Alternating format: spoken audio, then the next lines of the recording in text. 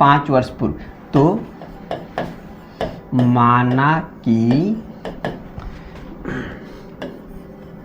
नूरी की आयु क्या हो जाएगा x, और सोनू की आयु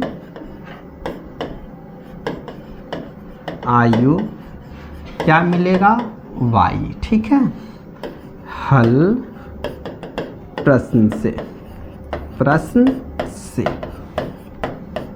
तो शर्त नंबर पहला में देखेंगे 5 वर्ष पूर्व, तो लिखना होगा हमें 5 वर्ष पूर्व दोनों का उम्र। तो 5 वर्ष पूर्व मतलब पहले होता है, और पहले में हमने आपको सिखाया क्या होता है, पूर्व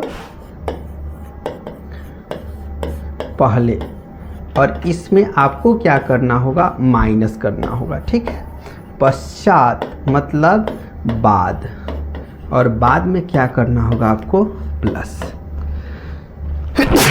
और गुना हमेशा कहाँ करते हैं, दाहिने तरफ। कहाँ, दाहिने तरफ। ठीक है, ये हमेशा आप याद रखिएगा। ठीक है, तो इसमें हमें सवाल में लिखा गया है पूर्व, कितना वर्ष पूर्व, 5 वर्ष पूर्व। तो हमें क्या करना होगा, x माइनस 5। ठीक है, और यहाँ पे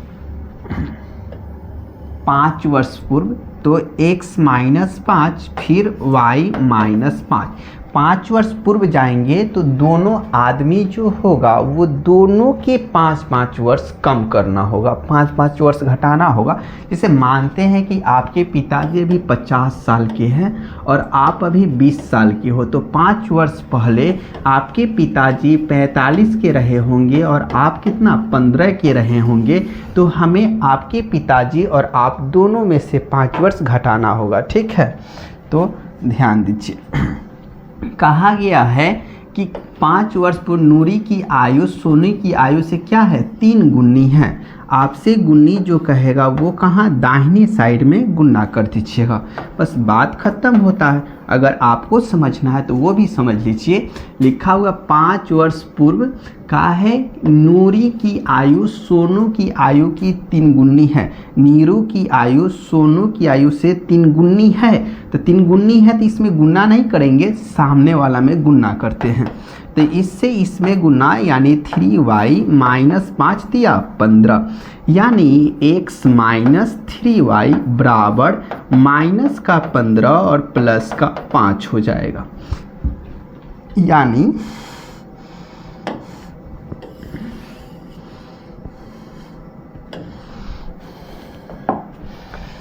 x माइनस 3y बराबर कितना, माइनस का 10 हो जाएगा। ठीक है, x माइनस 3y बराबर माइनस 10। अब क्या करेंगे, पुनः प्रश्न से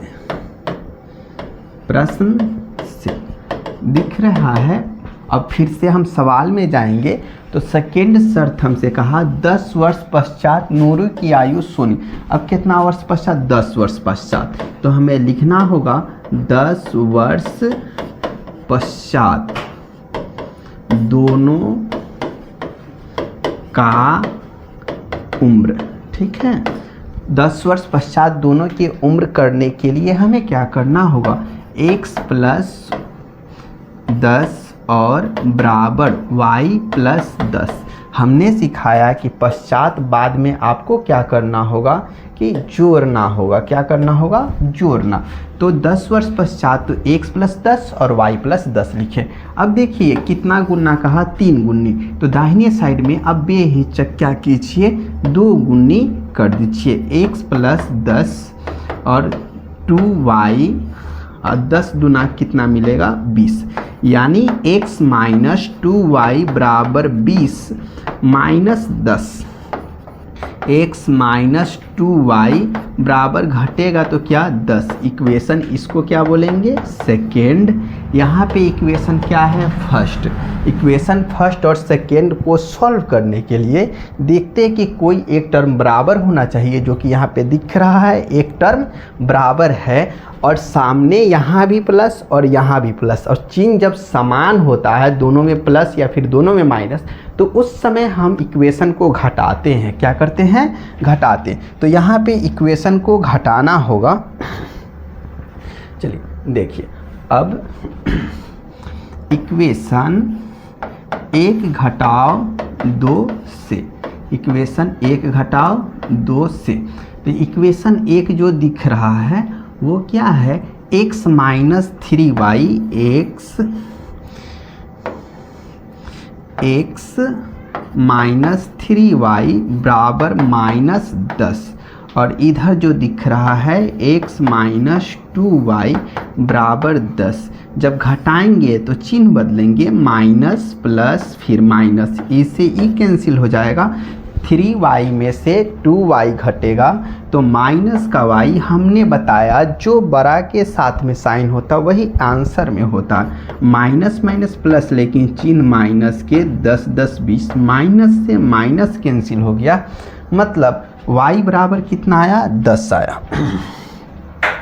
y बराबर 10।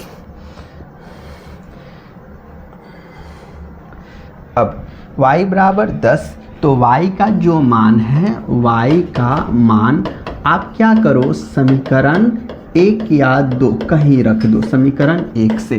तो समीकरण 1 यहाँ पे दिख रहा है, x माइनस 3y बराबर माइनस 10। x का मान नहीं पता है तो x माइनस 3y का मान पता चला है, कितना है 20 इक्वल टू माइनस का 10 और x बराबर माइनस का 20 तिरका 60, इधर आकर के प्लस का 60, x बराबर 50। तो हम कह सकते हैं अतः x का जो मान है वो कितना आया 50 और y का जो मान आया कितना आया 20। मतलब यहाँ पे हमने नूरी की आयु x माना, तो नूरी की आयु जो है वो 50 वर्ष और सोनू की आयु जो है वो 20 वर्ष है। ठीक है, यहाँ पे सवाल क्या होता है, समाप्त हुआ। ठीक है, सवाल नंबर 2